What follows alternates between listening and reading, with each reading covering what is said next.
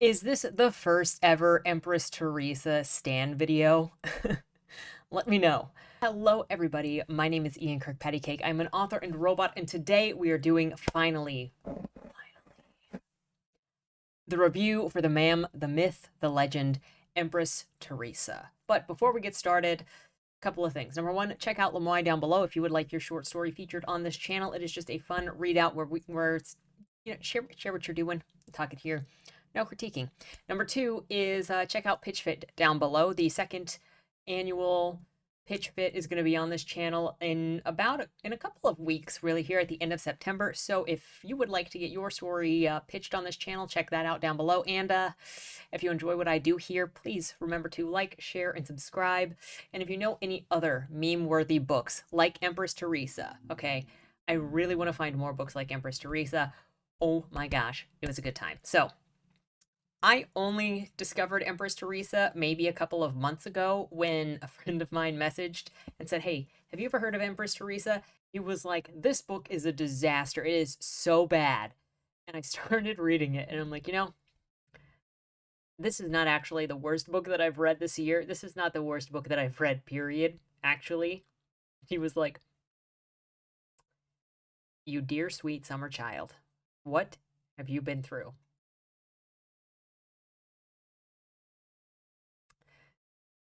A lot. And then he sent me Crimson Rogue's video, and that started, like, I didn't watch all of Crimson Rogue's videos, but I determined I was going to read Empress Theresa. So that happened, and I am so glad that I did. For the sake of transparency, though, let me just say that I am probably the #1 fan of We Need an Empress Theresa movie. Now, that is not including the author himself. And Daisy Ridley would be the best Empress Theresa. I dare you to disagree. Point made, right? Okay, now my taste in books may be going into question here because of all of the books that I have read and talked about on this channel this year. I really, really enjoyed this one. Was it perfect? Not at all, dude. But it was one of the most enjoyable rides that I've seen in 9 months. So I need a movie starring Daisy Ridley like a year ago. She was born for the role. As always, let's get into the synopsis and then I will get into my feedback on the book itself because my gosh, this is a wild ride. I don't even think that I can capture it correctly in the synopsis. Again, I hope that you pick up this book, read it for yourself, have a good time. It deserves some love. So, the saga begins with the grand statement. I'm Theresa, the younger daughter of Edward and Elizabeth Sullivan, and I hope it's not bragging to say that I was cute as heck at age 10. Now, if that doesn't tell you that we're in for a ride, frankly, I don't know what will. The novel opens with Theresa, age 10, sitting in her backyard playing when a fox runs up and shoots some white ball of energy at her. We'll quickly learn that this ball is an alien energy thing that raises her temperature and also gives her powers that she'll develop over the next 8 years. For now, she can bend metal and throw balls so well she competes on the boys' baseball teams. Over the next couple of years, 399 out of every 400 people around her are feds, keeping an eye on her and the alien powers, everything in her surroundings, basically. There's even a moment after Theresa initially gets the powers from the Fox when emergency vehicles drive into her neighborhood looking for the heat source that's now inside of her. Once they're gone, she goes back to her house and dials the operator to see if feds are listening to her through her phone. They aren't there at that time, but she soon calls again later, and over the next 5 years, she regularly calls the operator to see if they are listening, and she quickly finds out that they are. They are listening. One day, while Theresa is at the supermarket with her mother, a random woman greets her. We quickly find out that this is a government official named Jan Struthers. The woman informs Theresa that she is being watched by the US government, and if she needs anything, here's my card, give me a call. We're here for you. As you do, you can trust the government, always. Soon, Theresa doesn't know what to do or who to trust. She's only 10 after all, so she goes to her local church to confide in the trusted priest, Father Donati. She shows him her powers to bend metal and throw balls with accuracy and velocity unknown to normal humans, and then she tells him that she's being followed by government officials. She says that there is even someone outside in the church parking lot right now. Father Donati goes to check out the parking lot and goes to find Jan Struthers sitting in an unmarked van out there with a male companion. Jan Struthers explains who she is and why she's there, then shares, "There are hundreds of us around here. Do you understand just how important this is?" Father Donati goes, "I think I'm beginning to." He goes back inside to meet with Teresa again and convinces her to tell the cardinal about everything going on. As the story progresses, Father Donati will kind of be more of like a media contact who talks to the media to tell them how good of a person Teresa is when that comes into question. Skipping through the years, Teresa excels in high school. She's one of the guys with her excellent abilities, gets along well in sports, and is also part of the cheerleading group. No one's really mean to anyone in her school life, which is pretty refreshing. And in senior year, Teresa receives a mysterious letter from someone named Jeremy Benton. Turns out that he's the Prime Minister of England, Peter Blair's assistant. He tells her that Jan Struthers has disappeared, and it ties in with the swearing in of the new American president, President Martin. Jeremy Benton warns Teresa to be careful and that President Martin may become an issue for her, but no one is really sure what the plan is. Father Donati then suggests that Teresa bring her powers to the public eye so that if anything happens to her, well, it's not done in silence. However, Teresa keeps it to herself. She's only an 18-year-old girl and she doesn't want to cause any trouble for anybody and she just wants to live a normal life. In high school, she finds a boyfriend, but that relationship doesn't last long. And shortly after entering college, she goes to a party. She's wearing a small, sexy black number. She meets Steve, and it'll be maybe 3 months or less before she gets married to Steve. Steve is, of course, going to be her one and only. She is a good Catholic girl. He may also be the mastermind behind the coming global Teresa controlled empire. You be the judge. He's also a physics major. Tragedy strikes just a few weeks after Teresa marries Steve. She's on her way to school when she's blocked off in traffic by a couple of black vans. She's forced out of the car and kidnapped at gunpoint. Terror. She starts a long journey from Boston College to her doom. The men who kidnapped her are all military guys. None of them were told what they were doing, who she was, why she was so dangerous. They just heard that they needed to transport her and that she was dangerous. Teresa is flown in high G-force jets and helicopters for days. The military are informed that she is being executed because of the danger she poses to the United States and the world. None of the men handling her know what that means. They just know what their orders are, and a couple of them along the way, including some military women, cry at seeing this young woman being transported by the government to her doom, and they're just sad for her. During this time, they aren't completely heartless. So during this time, they also want to make sure that she doesn't die prematurely before they try to assassinate her. So while they're moving her along, they make sure to teach her the proper jet safety so that the G-force planes don't snap her neck when they take off. Finally, the day has come and Teresa's put on the plane of death. The plan here is to send Teresa into the sky, and once the plane hits a certain altitude, an atom bomb will go off, killing Teresa Hartley for good. Now, all of these days of travel prepared Teresa for this. As the plane is about to hit altitude, Teresa stuffs her pilot's jumpsuit with empty Coke bottles and jumps out of the plane. The plan is for the empty bottles to act as flotation devices when she hits the water more than 50,000 feet below. Her plan works. However, there are some complications that come. The British government finds out about the assassination attempt on Teresa and sends out all of their boats to go and find her. It takes them 2 weeks to find where she's floating in the middle of the ocean, and she's actually surrounded by sharks eating themselves in an attempt to eat her. Hal, her alien psychic power abilities things, is propelling all of those sharks away from her and at each other, protecting Teresa totally. This also means that she is just floating atop a bunch of shark gore. Teresa is, however, dead. She is brought back to the United Kingdom, where she is kept in a hospital for weeks. Her body temperature is around 54 degrees and she has no pulse. To resuscitate her, they turn the room temperature up, believing that if they can raise her internal temperature to a normal human heat, her heart will beat again. It works. Teresa is brought back to life, and upon regaining consciousness, she's informed that the world is ending and it needs her help. It turns out that when she jumped out of the plane, Hal read the pressures and the wind pressures as Teresa being in danger. And it turns out that Hal is not only alien technology, but it's alien reflex technology that has over time created and programmed reflexive action based on the creatures that he's clung to all of this time. So while Teresa was falling to her death, he was trying to save her life. And in an attempt to do that, he tried to stop the wind of the entire planet. This means that the clouds aren't moving and food isn't being watered, plants aren't being watered, and the ecosystem is dying. Everyone is going to starve, and Teresa is the only one who can fix it because obviously her powers. This all happened because of President Martin of the United States trying to assassinate Teresa. So after Teresa's existing, surviving comes out, President Martin resigns in absolute shame. The regime is now taken over by Vice President Stinson. Congratulations on your promotion. Now, Teresa has no idea how to control Hal. She's only ever bent metal and thrown balls with insane accuracy and strength. Steve is flown in to live with her and help her along the way. Over the next couple of months, she tries to decode how Hal operates and tries to program him for what she wants to do. She also takes a couple of vacations with her husband because work is hard. So she goes to Paris, where she doesn't really have a great time. She is kind of unimpressed by all of the arts and the sights, and she thinks that Parisians are just kind of rude and terrible people. She brings that up a couple of times throughout the book randomly.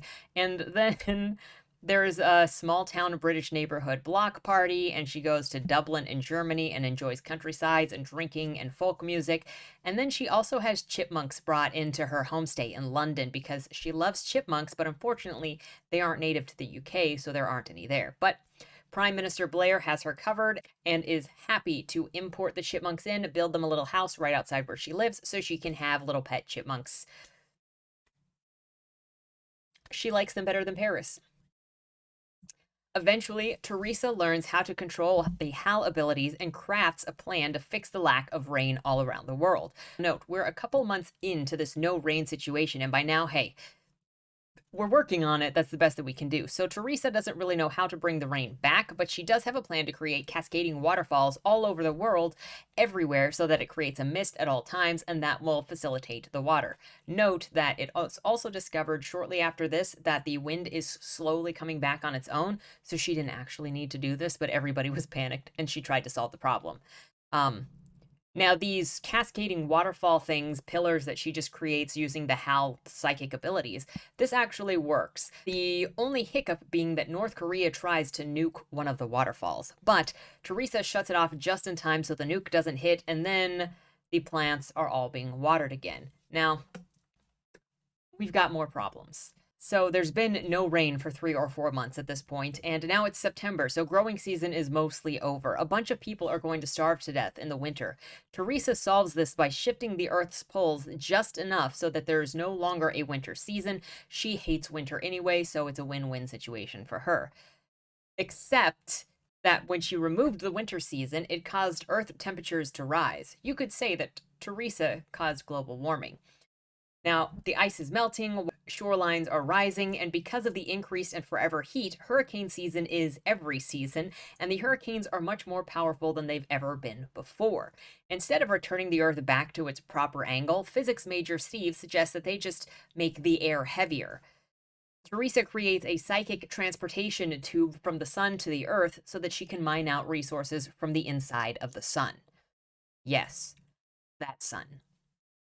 So she mines xenon for the purpose of making the Earth's atmosphere heavier. The US military also asks Teresa if she'll bring helium back from the sun because they have all of these uses for it and it would be super helpful. Teresa agrees, but also ends up mining gold and silver from the interiors of the sun.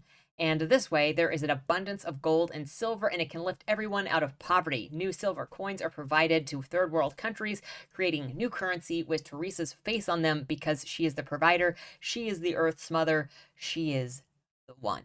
Now, all of these plans work. The air is now heavier. The hurricanes aren't so bad. We've got 4 seasons of growing season. That's the life. I can't remember if this is also when she brings the bunch of diamonds down from the interior of the sun, but Theresa also at some point mines diamonds from space, plopping those down as well and increasing the supply across the earth. She's thanked by the British for creating thousands of jobs as diamond cutters and diamond sellers and making diamonds more accessible to all people. Now, prices of diamonds might go down, sure, but the excuse that the economy isn't crashed by this is because people are buying more diamonds, making the diamond economy work, even if they cost less to purchase. She also creates a ring of diamonds around the world so that there is a 24-hour day cycle forever. This will come in handy later because we learn that assassins can't attack in the daylight. They can only attack in the dark. Yeah, pretty sure that's how that works. Now, everyone is pretty happy about everything going on except for this one group of people. Can you guess who it is? You probably know. Yeah, it's a bunch of boomers in New York. They hate Theresa for the abundance of gold now because their investments in gold are nearly worthless. So they hire a handful of New York lawyers and do up some lawsuits against Theresa for destroying their savings and investments. Theresa cannot fathom how anyone could be so evil as to see her giving people gold and wealth and resources and then want to sue her.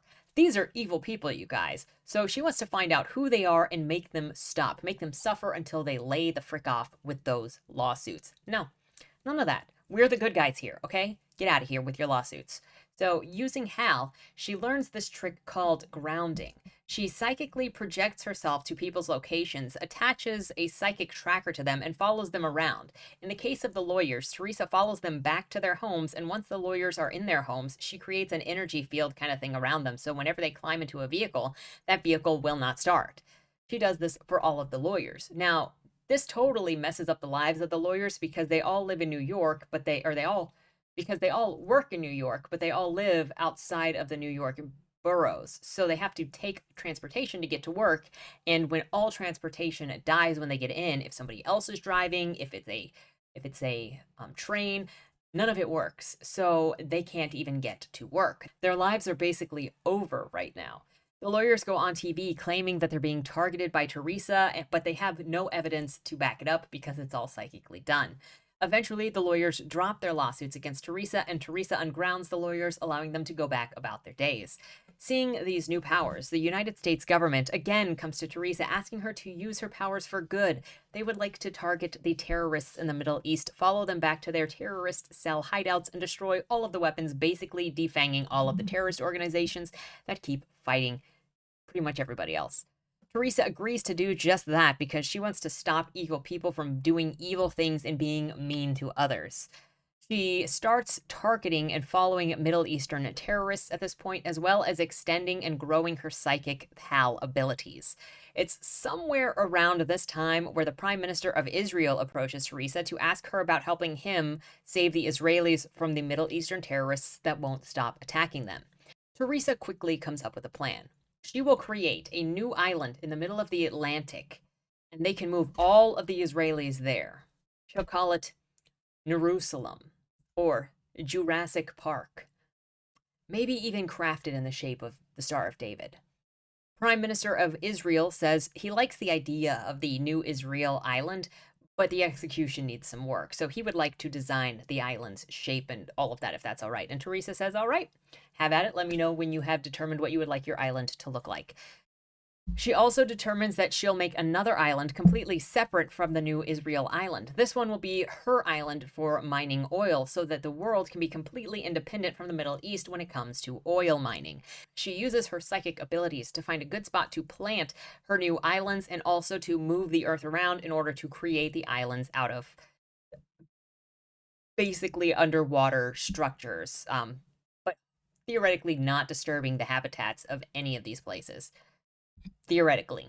The new island that she creates for oil mining has thousands of years worth of untapped oil underneath. This new oil source becomes the bargaining tool for approaching the Middle Eastern terrorists. That is, Theresa is a nice girl, okay? She didn't totally bomb the prices of oil, but she dropped it to the point where the Middle East can still make a little bit of a profit, but if they piss her off, she's going to drop it to like $10 a barrel and just screw everybody else. Yeah, she doesn't hide that she's threatening this either. She goes to the Middle Easterners and goes, okay, look, we're going to negotiate and you're going to play ball. And if you don't play ball, oil prices, I'm going to tank them. She actually does meet with a Middle Eastern dignitary or leadership and offers to help them build and offers to build an alliance with the Middle East to help all of the countries over there build into better countries by showing them pictures of beautiful Europe. She also does this actual comparison with pictures. She goes, this is beautiful Europe. You see all the mountains, you see all the trees, you see all the water. Yeah, and this is your stinky, yucky Middle Eastern deserts. Would you like me to build you some mountains so you can look like this instead of this? You want this instead of this? Think about it. I can do that for you, but you got to stop attacking the Israelis. That's the deal. And the terrorists, as you might expect, don't bite. They're not. And the terrorists, as you might expect, they don't bite. You mean you mean you mean trash talking their home didn't convince them to make a deal with you? Color me surprised. So while the first major ship is coming back from Theresa's oil island, a fishing boat rams into the side of it. You might have guessed, it's a terrorist attack. Theresa is sobbing that these people are animals. I'm trying to do good, and they kill people. I didn't ask for this. I just want to go home. After Theresa recovers from this devastation, ultimately it means war with her. So you don't cross Empress Theresa, all right? She warned the US president and the prime ministers of the UK and Israel about she was going with it. She was lowering the prices of oil to crash the Middle Eastern economy. Before she does this, though, she wants to make sure that the Israelis are safe. They must get them out of Israel. Until the island is fully prepared for living in, all of the Israelis are being brought to live in the United States, taking houses owned by Americans away from them to put the new Israeli refugees inside of them. This is also when it becomes important that assassins don't attack during the night this is also when it becomes important to know that assassins don't attack during the day because they talk about it, Theresa and the Prime Minister of Israel, and how they have to move the Israelis during the day because at night they might get shot because assassins attack at night. So this might actually be where that 24-hour day cycle comes from. I didn't write it down immediately, so I don't totally remember. Now, for Theresa's work on the islands and the Middle East, Prime Minister of Israel elevates Empress Theresa to God's right hand, Theresa. Through all of this, there are mixed opinions on TV and between countries. Theresa makes it clear that she doesn't like the media or reporters, and she thinks they're absolutely worthless, especially CNN, and she's hurt when internet trolls say mean things about her. President Stinson uses her power to warn the people not to distract or be mean to Theresa because Theresa is doing important work, and without focus, they could all die, all right? So just hold your nasty comments. Look, you can't trash talk this face. It is the most beautiful, kind-hearted face that you will ever see. And these hands, these are creation hands. They craft dreams, all right? So just don't say anything mean about Theresa, because we could all die. The world leaders vote on whether they should have a committee that determines what Theresa does with her powers, or if they should just trust the perfectly wonderful soul of Theresa Hartley to make all of the decisions with her powers. The majority of countries vote that 18-year-old Theresa is more trustworthy with ultimate power than any United Nations-style committee. I actually agree with it. Yikes. After all of this, Theresa is clearly now a celebrity. People follow her around everywhere she goes and they have ever since she took to the national stage, but she just keeps getting more and more popular. Now people are trying to copy the stunt dive out of the plane that she did. Some millionaire tries and he absolutely dies. Theresa is blamed for being a bad influence, even though she was like, I didn't tell him to do that. I told him that he shouldn't do that because clearly not everybody can survive a jump from 50,000 feet in the air with no parachute, okay? I'm Empress Theresa. It's what I do. Now, after everything is said and done, there's only the matter of living life now. Theresa and Steve are heading back home to the United States when on the plane, Hal strikes again, putting everyone into a deep, almost dead sleep because It's reliving her being in danger of being in a plane with the military guys from the beginning, and so this is a reflexive action, putting everybody to sleep. In just 6 hours, Theresa learns how to fly a Boeing 747 and lands it successfully. Nobody dies. Everyone is back to life as soon as it lands, and all is well. Now, Theresa and Steve are going between West Point and DC when they need to speak to the president or other world leaders. Now, outside of her apartment, Theresa takes notice to a couple of crying Korean men who are always standing outside watching her and crying to themselves in a little bitty group. One day, she finally approaches them to ask them what's wrong, and they give her a videotape. Yeah, I actually do mean a VHS, and they explain how terrible North Korea is and that they need her help. The video, they say, does all of the explaining, and then Theresa is very much on board with helping these men save North Korea from dictatorship. After viewing the videotape, Theresa is very much on board with liberating North Korea. Over the next several weeks, Theresa ascends the ranks in the military because, in order to have proper respects necessary among military men, both American and Korean, she has to have the proper military title. She also uses her powers of HAL to psychically find any and all weaponry within North Korea and destroy it, from nukes to small guns to tanks to everything. She determines the only way to save Korea is to become the one, destroy the current regime, and assume the position of the true leader, then install the leadership she believes is the correct one. And yes, this book does not hide that Theresa says she will become the new dictator of North Korea. It is the only way to save North Korea. Thank you for your service, Empress Theresa. You'll also be pleased to hear that when Theresa gets her military uniform, she determines that she's allowed to adjust it for how she likes it with her own flair, like many of the other great leaders before her, including Douglas MacArthur and General George Patton. Now, you may think there might not be much left when we've already conquered North Korea and replaced its leadership, but you'd be wrong. Peace is spreading. Wealth is spreading all over the world. People are generally happy. And Theresa has just a few more things that she wants to accomplish before retiring from the public eye. One of those things is finding the lost grave of Joan of Arc, which she does. She finds a skull and some hair cut from her before she was burned alive and presents the opportunity to an older professor to work with her on publicizing this information. She also discovers a couple of lost books of the Bible that she presents to the Prime Minister of Israel. Just as Theresa's life seems to be winding down, her responsibility to save the world just can't seem to end. A fleet of white blobby things flies over the East Coast, a whole horde of hundreds of HALs. They dive into random people. Panic ensues as Theresa and her allies in the world realize that not everyone is as pure-hearted and wonderful as Theresa, and it's only a matter of time until the other HAL-infected people, or HAL-carrying people, however you want to refer to it, learn how to control their powers, and chaos wrecks the world. This is the true final call. Now, Theresa doesn't know what to do, and in a panic and last effort to save the world, she puts everyone into that deep sleep, like on this Boeing 747. She believes that if she can only put people asleep for at least a little while, it'll buy her time to figure out how to locate the other HALs and then extract them from people's bodies. When President Stinson wakes up from her deep sleep, she finds out that hundreds of years have passed and humanity is slowly waking back up.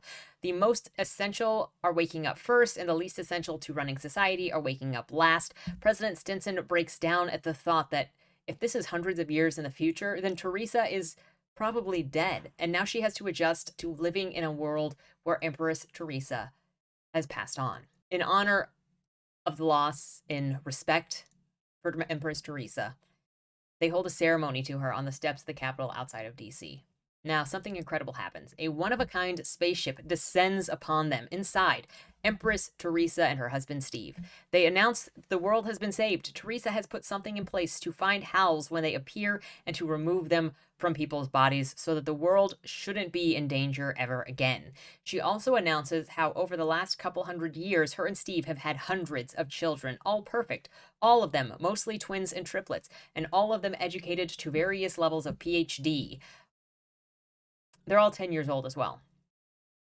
While everyone was asleep, they worked on solving all major health problems, all scientific questions, created manuals to help humanity through any and all difficulties it should face. Theresa announces that she is leaving her children as leadership for the people of Earth to give them guidance, authority, and knowledge. Meanwhile, it's time for her and Steve to finally retire. Their work is finally done. That is the end. of the legend of Empress Theresa. Now, technically speaking, Empress Theresa is not a well written book. At times, there are pages and pages of description and background information that are totally unnecessary, repetitious telling of information that's immediately echoed in the dialogue, and somewhat flat characters on the sidelines. Though, honestly, if you look at Theresa and Steve, I don't know if I would call them flat so much as egotistical and narcissistic. The greatest thing about Steve and Theresa is that they are fully invested in their choices and in them believing that they are the best people for any of these situations. And they very much believe in the choices that they're making. Their complete belief that they are moral, fair, and the most knowledgeable people on the planet and thus should be making these decisions is one of the best things about them. And it's hilarious. One of the other things that I can actually appreciate about this book on a technical side is that every decision Theresa makes is logical to what she is trying to accomplish. Like, they don't have to be rational decisions, but she is making decisions that actually line up with the goal that she's trying to achieve. Her actions are pretty often over the top and ridiculous, like grabbing a million Coke bottles to use as flotation devices for when you jump off a plane at 50,000 feet. That's the mental process of a child. But it still makes sense if she goes, I don't want to drown, so I need to float. What things do I have around me that can make me float? She's still making decisions and taking actions that make sense to what she thinks she needs to do. Every decision she makes to try and save the world is a bad decision, and yet they are all logically sound. No wind means no rain, then I guess I'll make the world mist with water columns. The crops can't grow because it's winter? Don't worry, no more winter season. 12-month growing season causing really bad hurricanes? I guess that we can make the air heavier so that the wind can't pick up so bad. Like, all of these reactions are extreme, for sure, and they likely should create an apocalyptic result. However, they make sense in the same way as a kid going, homeless people are hungry, give them food and a home. Her choices constantly lead to complications and consequences, as most of the book is Theresa saving the world from problems that she initially caused by trying to solve the initial problems. If you've been around my channel long enough, and especially my book responses, you'll know that one of my biggest complaints with most books is that the characters say they want something, but then they don't act in a way that shows the things that they actually want. Theresa consistently makes moves to accomplish her goals, even when they're bad choices with bad outcomes, and she goes over the top. Or when they're really irrational choices, they're still rational choices. Characters. I loved Theresa. She was spunky, playful, totally lacked self awareness. She did what she thought was right with no ability to think about how it might affect other things or other people and continued to cause problems in the future. I loved that about her. She was also very true to herself, pretty much always, including the advice it's better to be yourself than other people's fantasies. She absolutely believed herself to be the good guy wholeheartedly and didn't try to harm people. Sometimes it kind of happened, but she didn't mean for it to happen, except for those lawyers. Screw them. They're bad guys. Because who sues Empress Theresa? Like, seriously. The path to hell is paved with good intentions, you know? And that is totally what Empress Theresa is all about here. She's also a genuinely refreshing character just because she's both supervillain material while being completely genuine, kind-hearted, and thinking that she is the good guy. She didn't realize when she was a complete jerk, and her response to being criticized by anybody was drop dead. That's probably my favorite thing. In closing, is Empress Theresa the greatest book ever written? Not at all. Was it perfect? No. Is my life better for having read it? I absolutely think so. I think there are so many meme-worthy things in this, and it is just a fun book. I've referenced this book more than a couple of times since I finished it, and I love the things that I know about this book, the different turns that it took, and all I wish is that it had ended in an actual apocalypse of Teresa's doing, but that she couldn't understand why things had been so messed up. I mean, imagine that she was standing there at the end of everything with Steve and going, oh, Steve, why do bad things have to happen to good people? Sometimes there are just things that are too big for even people like me to help fix. Norman went with a happy ending, but you know, I could see so many other ways to write this book, to finish this book, and even the perspective of like random people around her who fear that they're going to get killed if they don't listen to her. Or I would still love a version of this book that is from Steve's perspective, where he was in control the whole time. He met her in college on purpose and became the mastermind of trying to control Theresa and maybe create an apocalypse, maybe stop the apocalypse from happening. But considering he was like, hey, Let's inject this random chemical into the Earth's atmosphere. And why don't you just move this moon from Mercury over here to Jupiter or something? I don't know. She did randomly move a planet, by the way.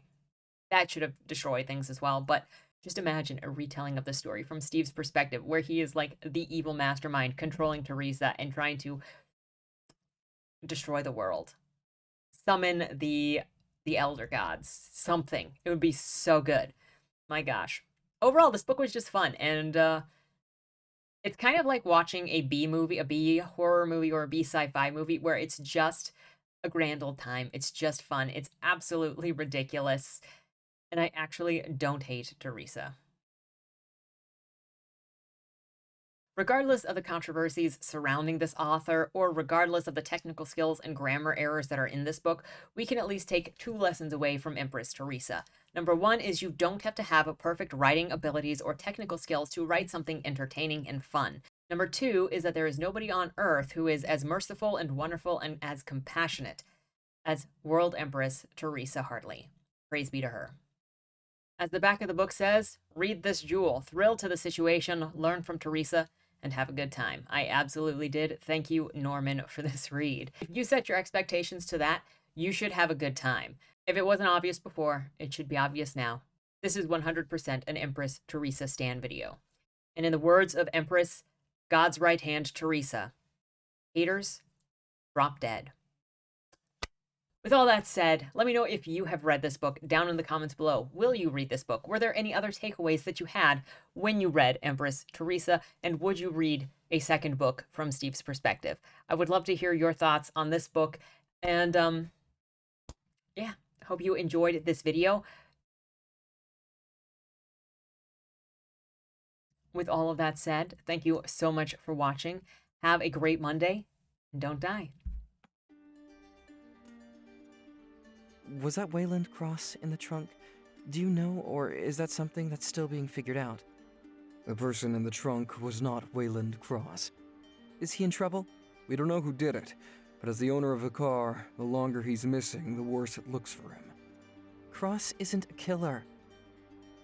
For the last couple of years, the average number of murders in Baltimore has been over 300, and it's been going up. Mind you, that's only whatever the badges count as official murder, and believe me, there are people that don't count when they die. Wayland? If you're down here, tell me. I'm not talking to the badges, I've been looking for you. They found a body in your trunk. Why? Did you do that? To the left, plain black letters read along the wall, You walked in the corridor. Once that ends, you chose the dark is on the right. My vision goes blurry, flickers black and black and black for longer intervals until I can't see anything at all. I'm not screaming anymore, but my voice echoes back to me. Where the hell am I? You're dead, Josephine. even smart people do stupid shit sometimes, right?